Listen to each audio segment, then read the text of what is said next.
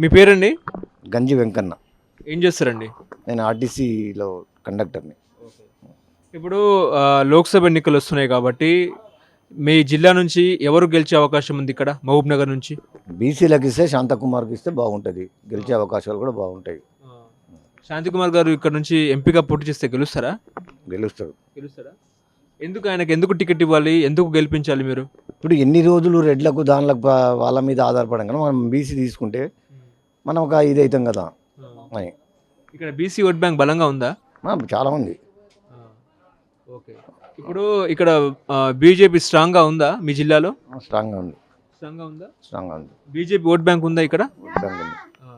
ఇప్పుడు శాంతికుమార్ గారు ఇక్కడ నుంచి పోటీ చేస్తే ఖచ్చితంగా గెలిపిస్తారా మీరు? ఖచ్చితంగా గెలిపిస్తాం. లోక్సభకు పంపిస్తారా? పంపిస్తాం. ఎందుకు ఆయన ఎందుకు గెలిపించాలి? ఎందుకు లోక్సభకు పంపించాలి? ఒక బీసీ నాయకుడు ఎదగాలనే ఉద్దేశంతో.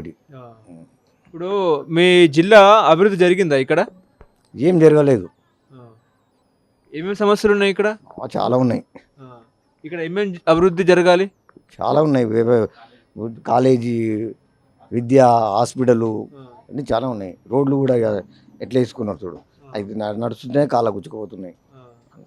ఇక్కడ దగ్గరలో హాస్పిటల్స్ ఉన్నాయా? మంచి speciality hospital, multi speciality hospitals ఇక్కడ ఏం లేవు. మామనార్ పోవాలి. మామనగర్ పోవాలా? ఓకే. ఇప్పుడు శాంతికుమార్ గారు ప్రజల్లో తిరుగుతారా?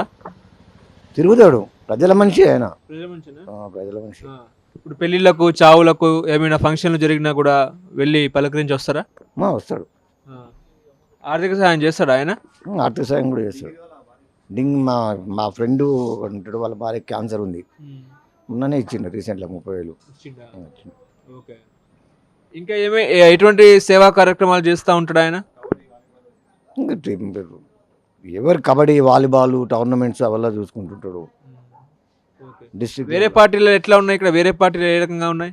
వేరే పార్టీలు ఇంకా అంతే ఉన్నాయి. ఏ పార్టీ కరెక్ట్ లేదు.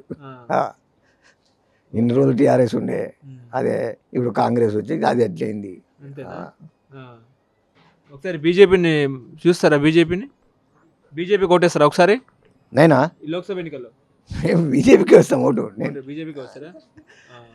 నేను సంఘం ఆర్టీసీ కార్మికులైనా నేను సంఘంకి వెళ్ళి వచ్చినాం. ఇప్పుడు మొన్న అయోధ్య కూడా ఓపెన్ చేశారు కదా సారు మోడీ గారు, మంచిదేనా? మంచిదే.